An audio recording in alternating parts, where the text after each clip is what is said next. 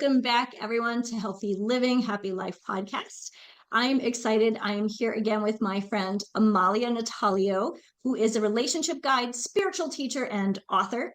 She is the founder of KarmicKindness, and she is a spiritual advisor and intuitive coach who supports her clients in pinpointing and shifting undesirable life patterns, utilizing, easy for me to say, her divine channel, the wisdom of astrology, human design, soul contract, gene keys, hypnotherapy, and more in her bespoke Soulful Life program. Amalia, thank you for being back. I'm so excited to have you here with us. And welcome. Thank you for having me back, Denise. I'm really excited for our continued conversation about the soul, about spirituality, about our bodies, about health and happiness. I mean, this is pretty much what your jam is. Absolutely. And, the health and the happiness piece goes together. People always ask me, why, is it healthy living, happy life? Why not happy life, healthy living? And my thought from day one is if we don't have our health, mind, body, spirit, we don't have the happiness, or the happiness that we are searching for eludes us. And I think you can definitely explain that a little bit more in our conversation. So I would like to start today talking about the surgery that you had, your jaw surgery, and you were telling us about that in our first session. But I think this is a good place to start today, because this is it's a very physical piece of your journey and how that connects to the spiritual experience that you have had and have been on.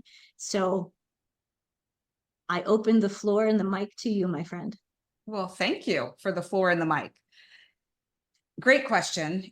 It was a huge catalyst for me. And I actually wrote about this in my upcoming book, We to Me, A Story of Love, Loss, and Liberation, which I'll make sure I give you the info on that so folks can check that out if they're interested. The jaw surgery that I had, just to remind folks who didn't hear the first episode, or maybe it's been a little while and they happened upon this one. I had a 9-hour jaw surgery. I was in the hospital for 4 days. I was unable to eat anything other than pureed food through a syringe that I would put in the back of my mouth. My jaw was wired shut, and I was not really able to get back to life as normal for about a year. And even then I had limited use of my jaw. It was a traumatic time, but also a catalyzing time, because it pushed me outside of my comfort zone. It forced me to be still and be with myself, which to me is a spiritual moment, a spiritual experience in general. How often do we actually sit in the stillness of ourselves when we're not forced, like I was? I was forced. And that really allowed me to get to a place of understanding around that little voice that was inside of me, prompting me and urging me ever so gently towards the path of starting KarmicKindness, my business, which at the time was a jewelry business. And I feel like that's part of that spiritual experience, is the issues you have in your life that connect directly to your soul, nudging you or guiding you to a different path, to another way of being, another way of experiencing life. And had that not happened, I'm not sure that I would be sitting in this chair talking to you today, because I was living a generally good life. It felt like something was missing. And that led to subsequent other health issues that also led to infidelity in my marriage, and subsequent what I call disentanglement, which is what most people know as divorce.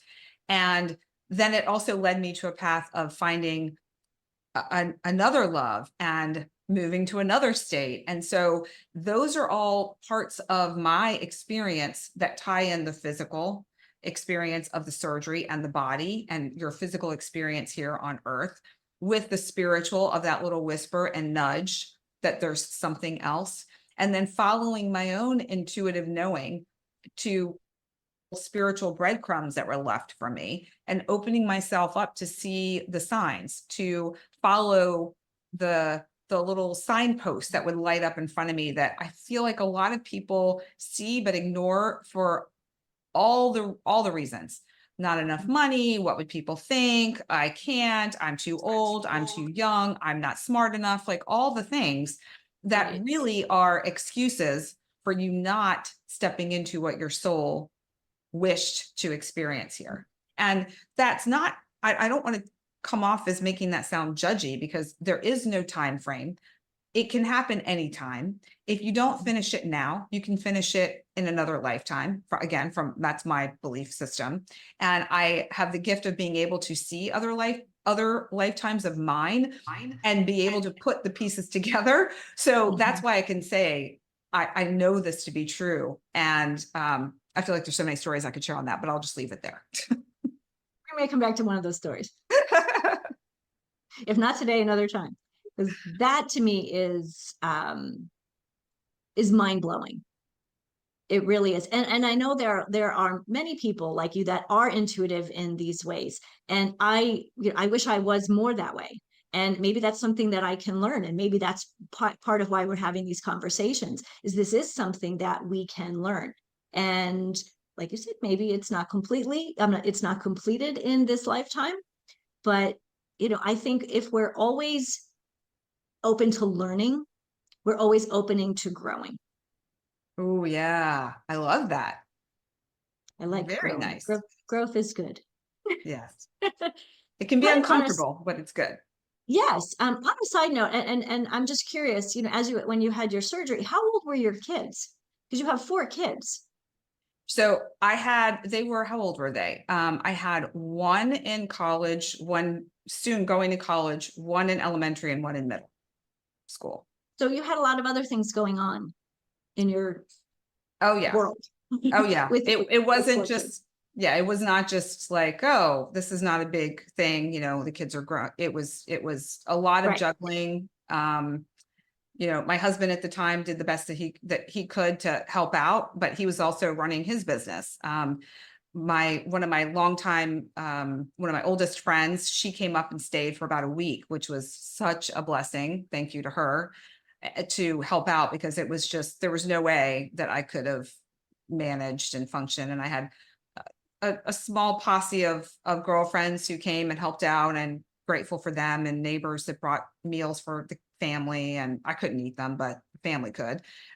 So it was really, really, it's one of those situations. I feel like when you're in a crisis, someone gets married, babies, someone dies, who shows up, who's there and who's not. So it was, to me, another one of those times in my life where it was a clearing out of some people and a welcoming in of others. So there were some where I was so shocked that they came to my rescue and checked in with me and really cared, and other people that I thought for sure would be there, and they were completely missing in action. So, I feel like there's big moments in our life, they're catalysts, whether it's a jaw surgery or anything else, to make a change. Something has been changed in your world, and then you can adjust and adapt, or you can be swept under by it. And I think we always have a choice.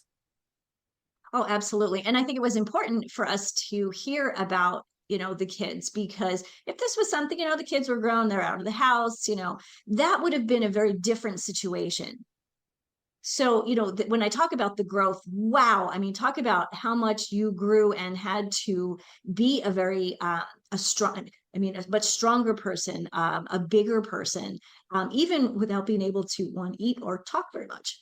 Um, I can't imagine that. I'm sure there are days that my husband would love the fact that I couldn't talk just for an hour.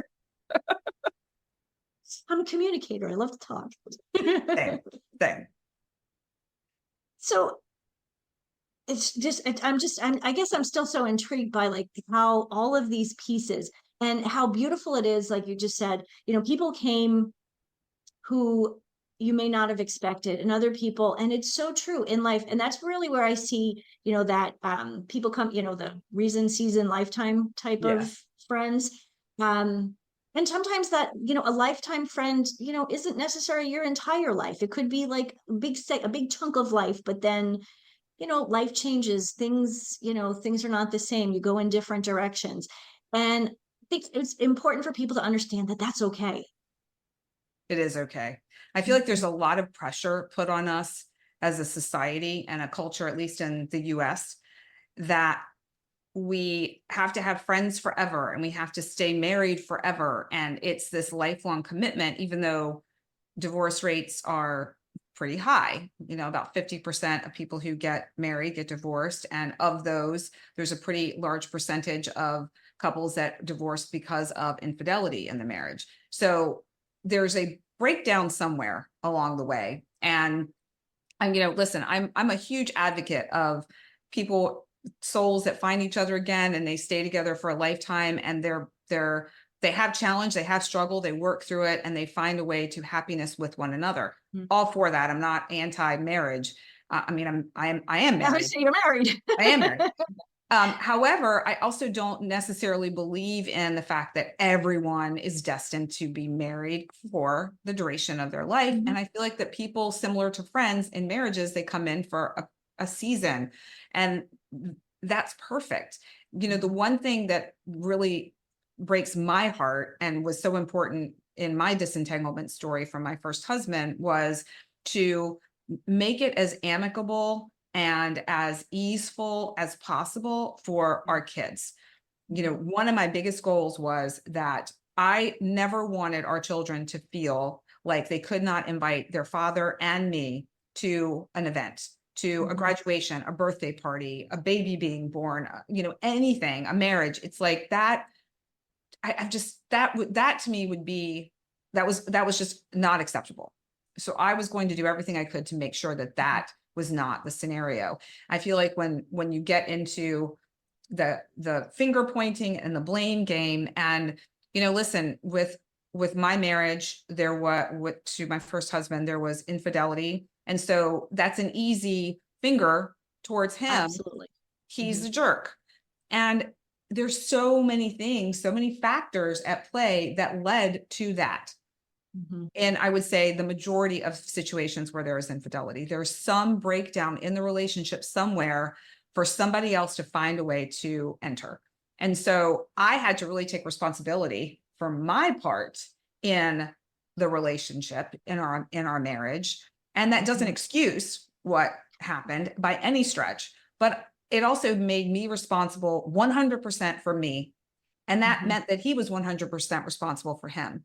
And I think for me, being able to take the pressure off and be like, I want it equal, that made it equal. I was able to go, okay, you're responsible for you. I'm responsible for me. This is how I'm approaching things going forward. And it wasn't easy. It was, even now, Can't imagine. a few Mhm. years later, still have to check in with myself and make sure I'm not defaulting to old beliefs and Mhm. feelings, to be really present with myself and with him, because I really truly love him for being the father of my children and for the 25 years that we had together. However, that part of our agreement, if you will, is complete. I mean, pretty much the way I shared with him when, I was like, I reached my threshold, and I said, I believe our karmic expiry date has come. It was like we had finished what we came to do. We had karmically balanced. And granted, it's not perfect. There's always some nuance to it. And we have these 4 kids. So there's always a connection with us.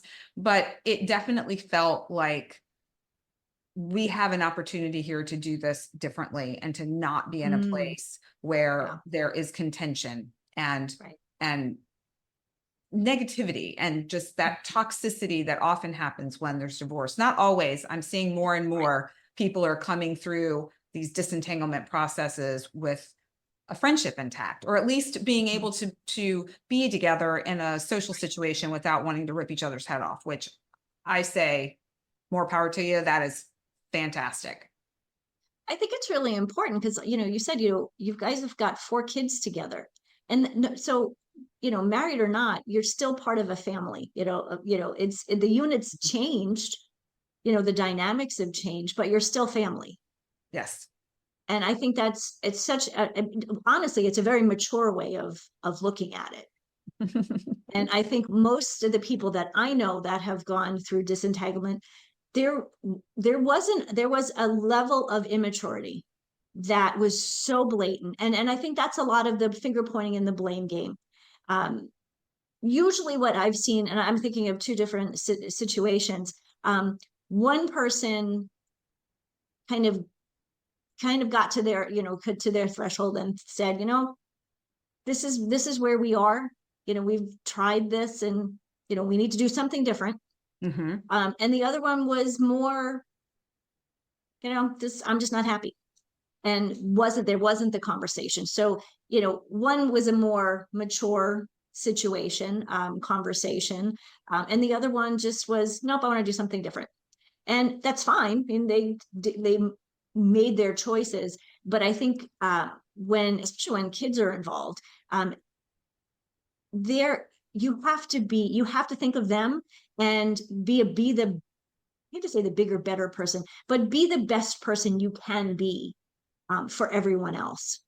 And you're included in that, Oh, because yeah. that actually was such a big thing for you, but to be able to, stand in your ground and who you are and what you wanted.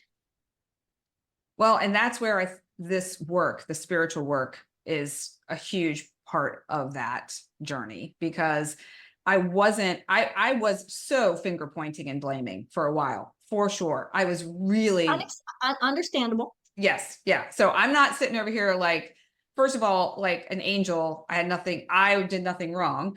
And I'm also not spiritually bypassing or just going, oh, everything is rainbows and unicorns and Shangri-La. No, there was anger, and there was pain, and there was hurt, and there was torment, and there were all the feelings that you would expect when infidelity is part of the story. For me personally, going into Sure. the self-worth and all of it, it sucked. Bottom line, it was not a good time. And from that, I liken it to, and I share this, often, is that it was a trifecta of my marriage falling apart. We were having issues with one of our kids, and my father was transitioning from the physical to the spiritual plane.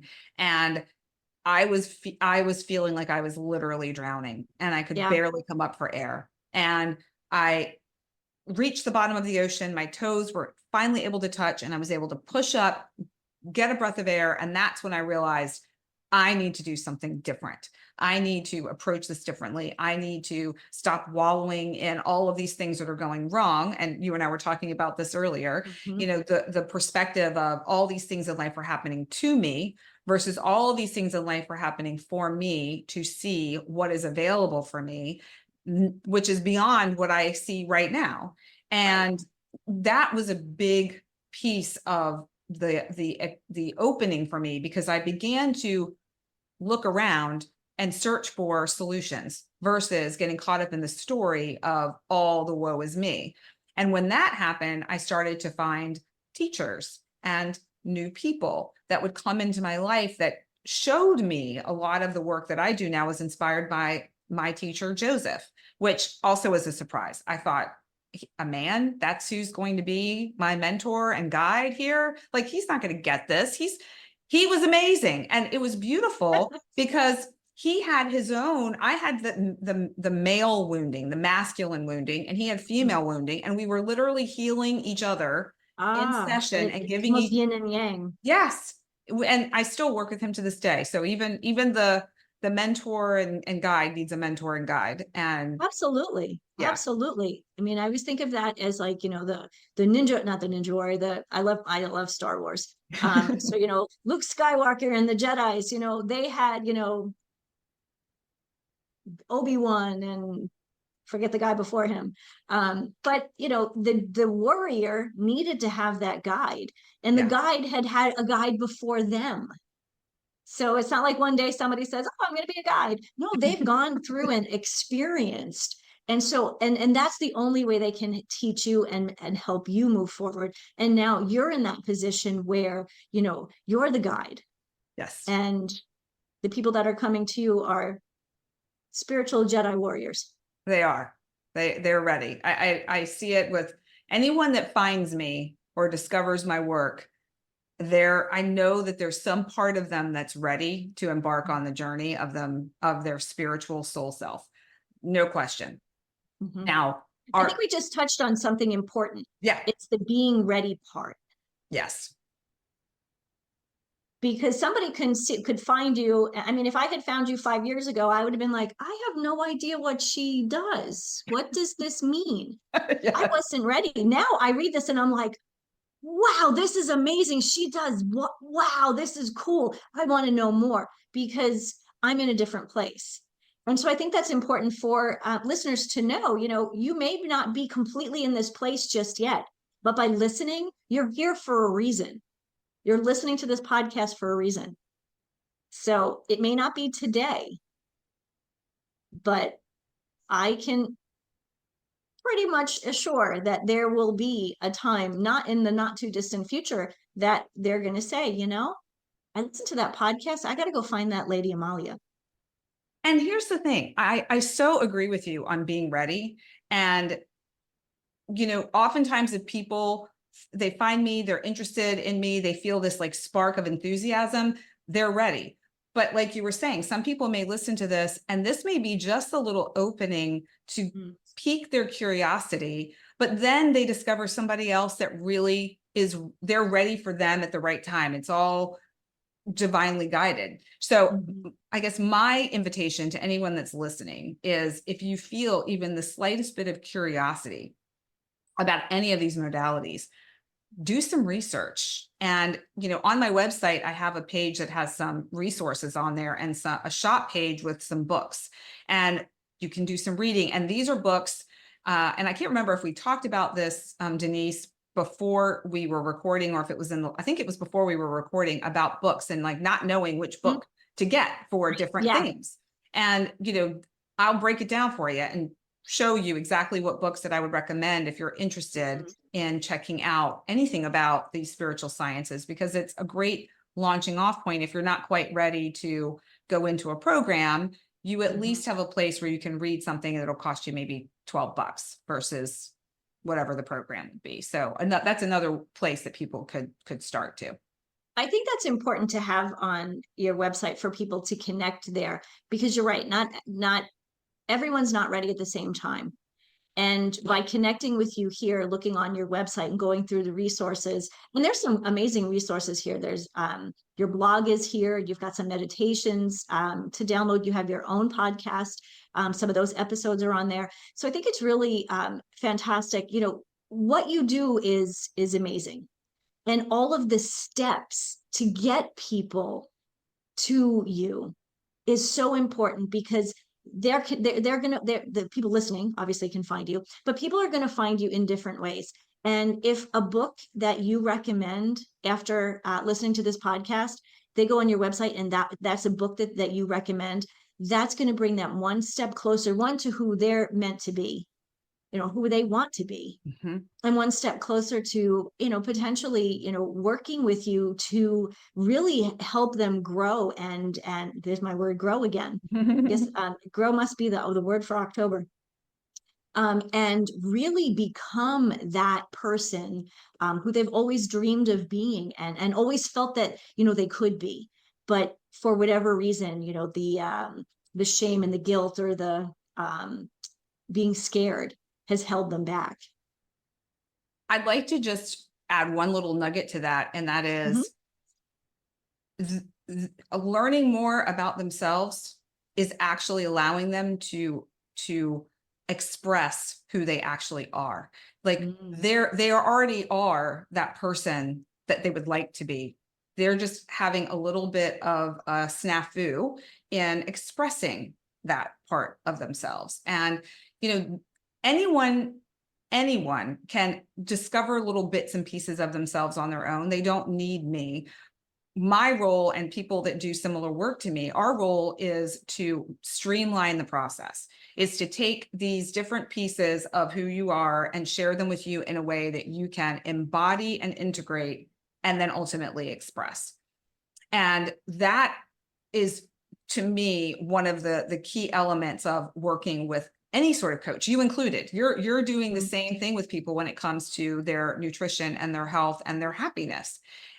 Something else you mentioned earlier too about intuition and, you know, that kind of guidance that we get. Yes, I have the pretty easy ability of accessing intuitive knowledge and, you know, connecting into the dream world and other dimensions. However, anyone can. It's just a matter of practice, and it's also what you came here to experience. So I know, and this may be for another podcast, but I'll just give a little teaser. I know from my marriage that I needed to have information about our other lifetimes together, because of the fact that I tend to be someone who's like exit stage left if it gets too emotionally challenging. And he doesn't have all of the same memories because he doesn't need them.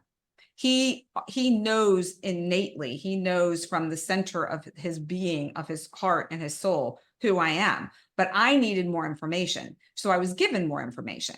So somebody else in a different situation in their life, whether it's love or work or whatever, they may have just enough of a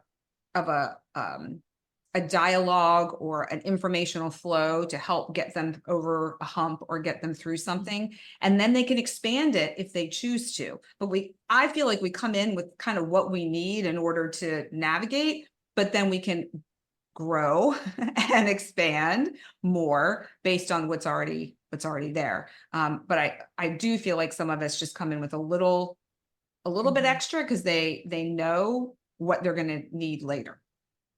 I don't know if that's clear.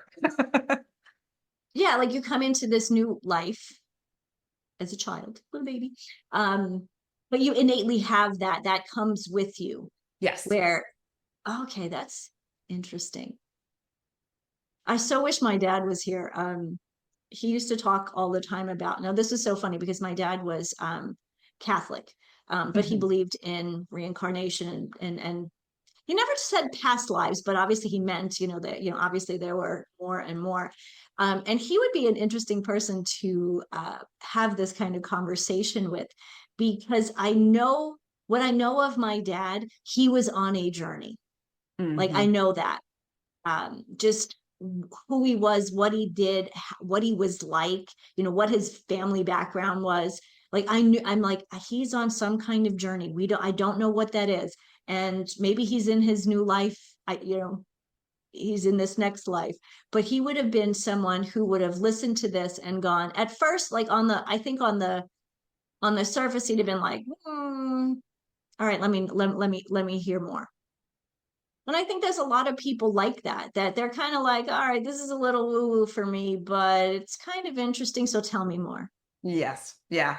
Well, and I can feel the energy of your dad here. And he's got kind of he reminds me a bit of your energy where like this part of your face, like he's got a really, his eyes are sweet. He's just got these very gentle, sweet eyes.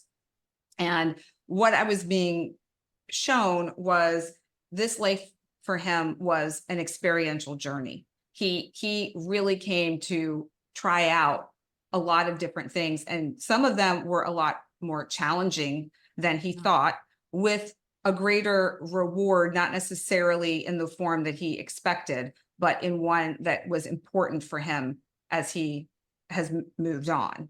So, you know, that's the other piece of it too, is what we all come in to experience. It's like, you know, there's also free will. So, and there's no such thing as time. So it doesn't really matter in the grand scheme of infinite life if you take, you know, 5 lifetimes to reach what you would consider in this human form success. It's just, it's the soul experience, and there's no good experience or bad experience from the soul perspective, but there is definitely a label from the human perspective. That's very true. That's an interesting point, because in some of the positive intelligence stuff that we talk about, we actually talk about, is this good? Is this bad? A lot of it, when you're experiencing it, it's subjective. It's how you think about it. And we've talked about that. You know, two people can experience the same thing and see it very differently. Kind Oh, of like, two kids growing up in the same household. And one says, well, mom was like this. And the other one's like, no, she was like this. And they're like, and, mom's going, but I'm the same person. But yeah. they just, it's that, is this good or is this bad? It's all up for interpretation, I guess.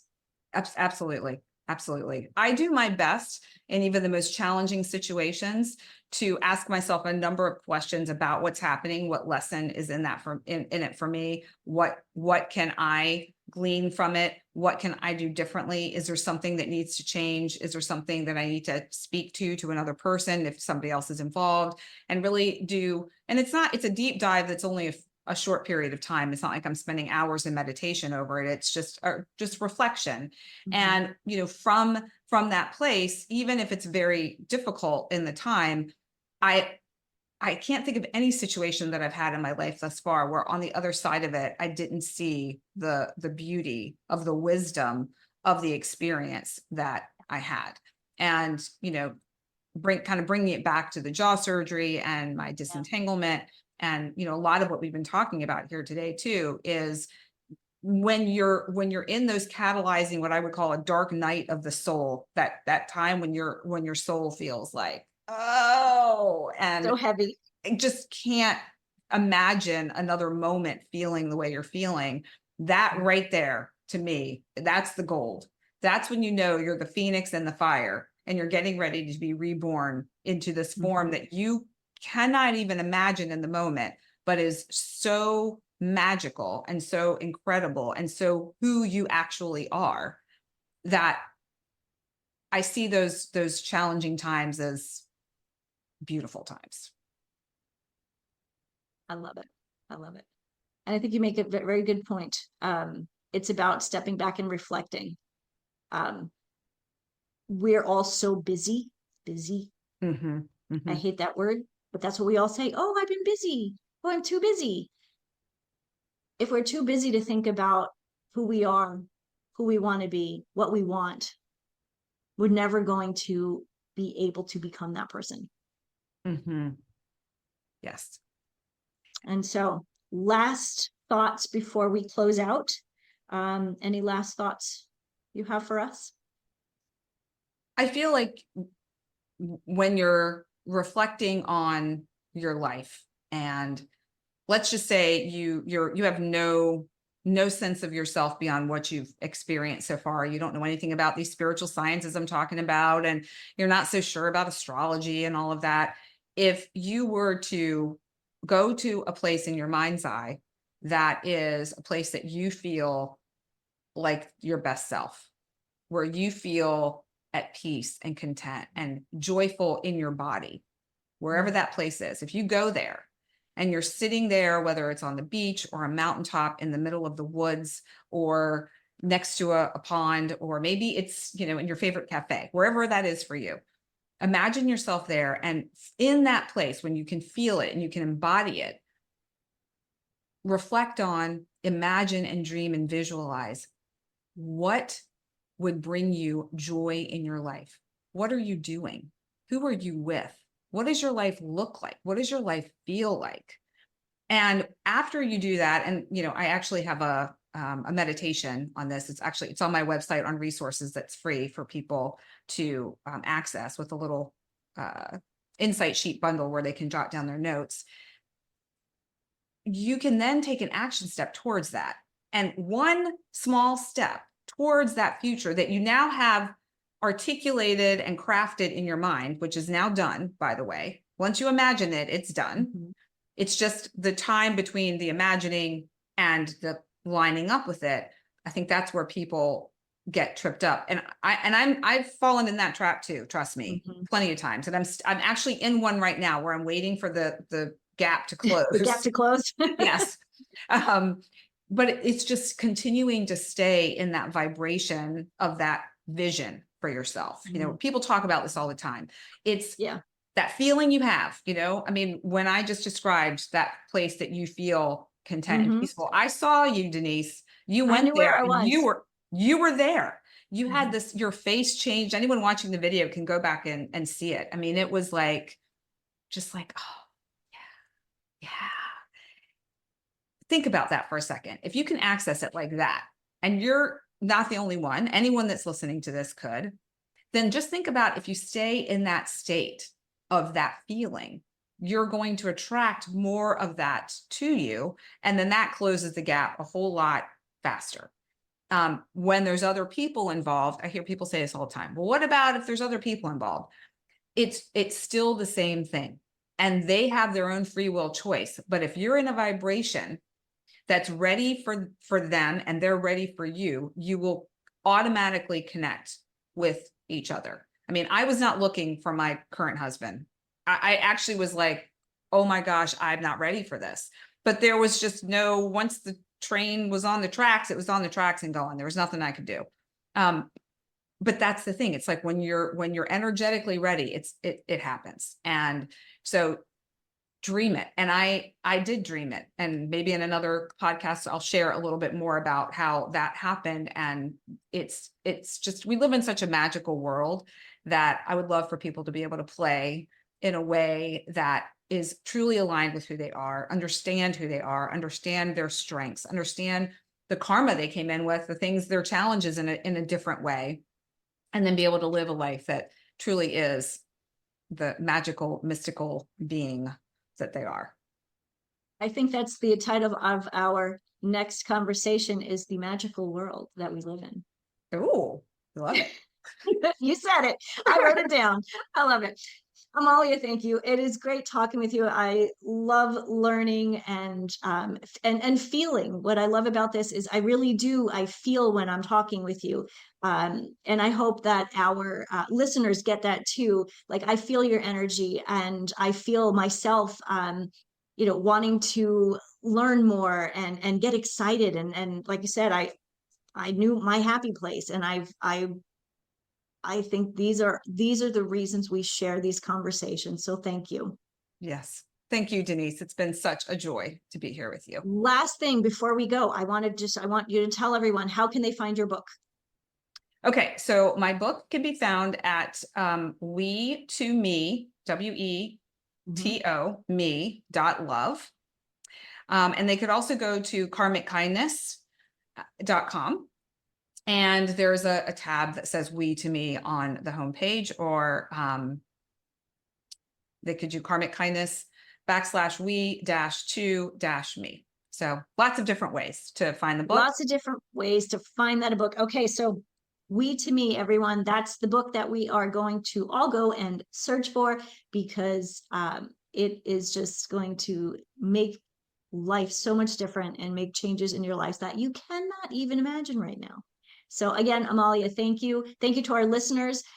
We will be here again. So until next time, I leave you with this: healthy living, happy life. Have a great week, everyone.